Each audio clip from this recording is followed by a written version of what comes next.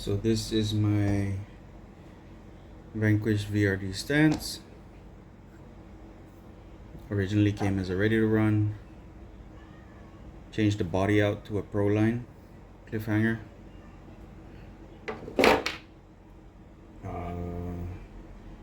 Yeah, so this is just the build breakdown.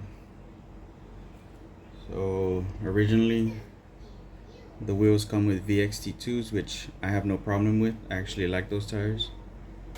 But this is the original rim with the original 2-stage. I just swapped it out with the J Concepts Rupture. Gives me a lot better grip and a little bit more stable. Doesn't have the stickiness to it though. These are non-vented, so they still have that airfeel. Full front to back bearing change. The ball ends and the links have all been readjusted. Not repositioned, just readjusted. Originally out of the factory, they just come set up. They don't necessarily try to configure it for optimum performance. But yeah, J Concepts all the way around. One stock dual stage for the wheels. I use these wheels for trailing and general crawling. They're a little too high for my liking if it comes to verticals or trying to hit hard lines, but they work.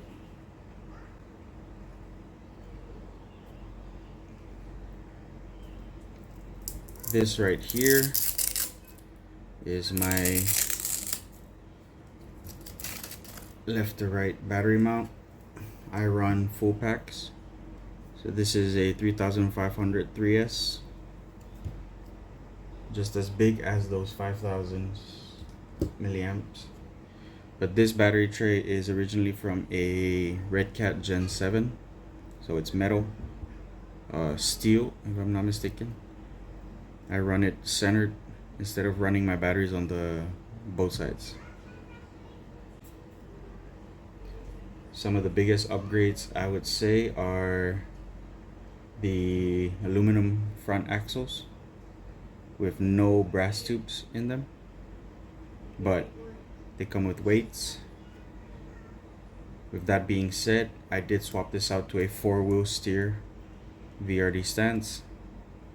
So this is the stock front axle, has the brass tubes in them, but all that considered, because I took the weights and swapped it back to the front on the aluminums, the front to back ratio on the axles at least is around 55 to 45.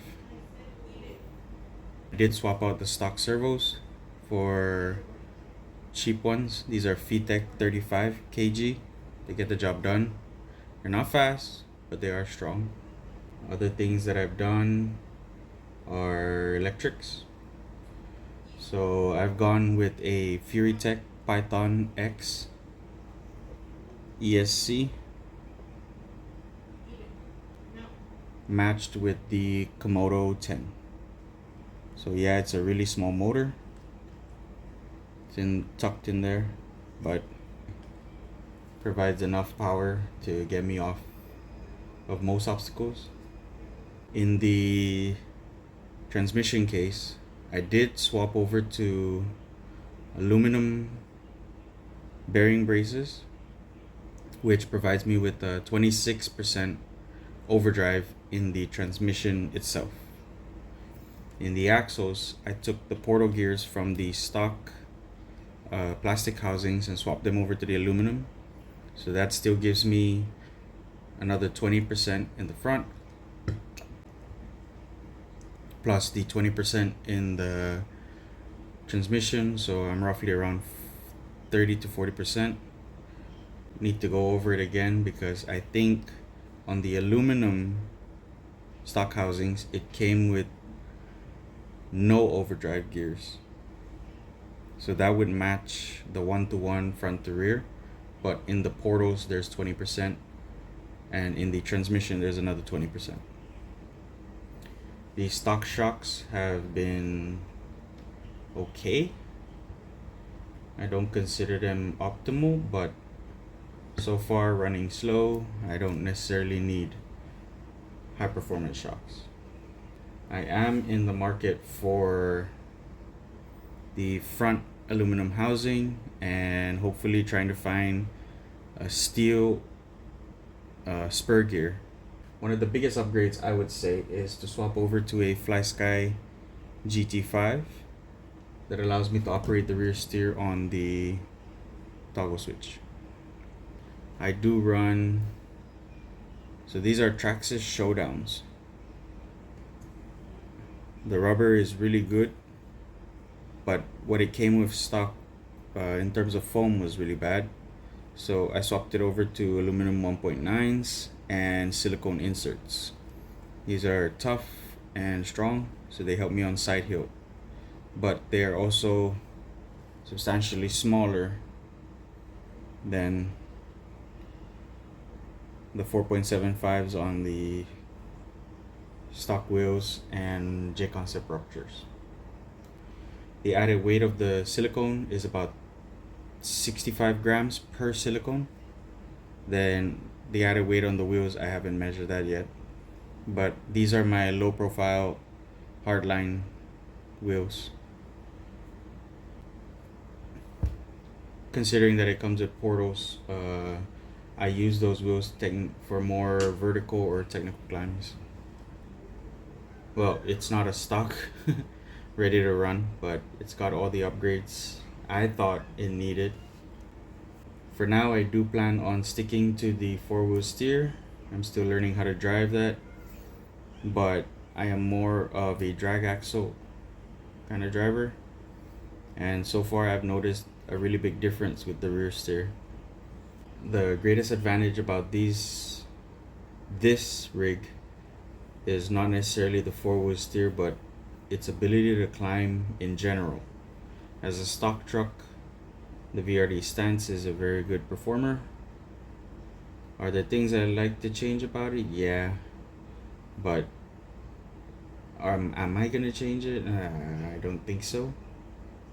I plan on removing the 4-wheel steer and putting it back to drag axle, and then swapping the stock plastic F10s to another rig. That's just how good they are. I'm willing to put it on another rig and just see how it does. I am also having trouble with the spur gear being warped because it's plastic, so I am in the market for trying to find a solution for that. Maybe a metal gear. I guess it's just a high torque. What I am worried about are the sintered gears in the transmission. And so far, running the Holmes Hobbies 2500, it seems to be doing fine. So I might want to push those sintered gears while I'm ordering machine gears. Here's the front.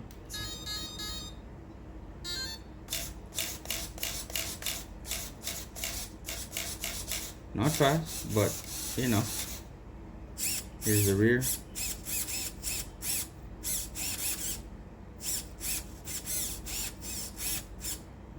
I do have it running on 7.4 volts, and I'm not getting any brownouts. So the Fury Tech BEC really works. I don't know.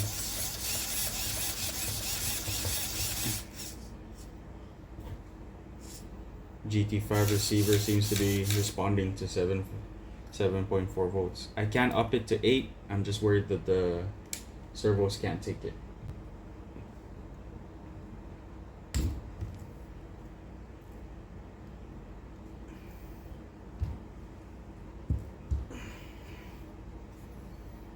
But yeah, let me know if you guys want to see some running videos.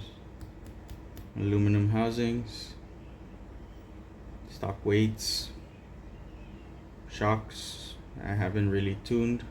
I just got them on super softs. Rear is for some reason a lot softer than the fronts. I think that's just based on shock position. Let me know if you guys want to see some running videos, and I'll try to get some hard lines on this rig. Thank you for watching.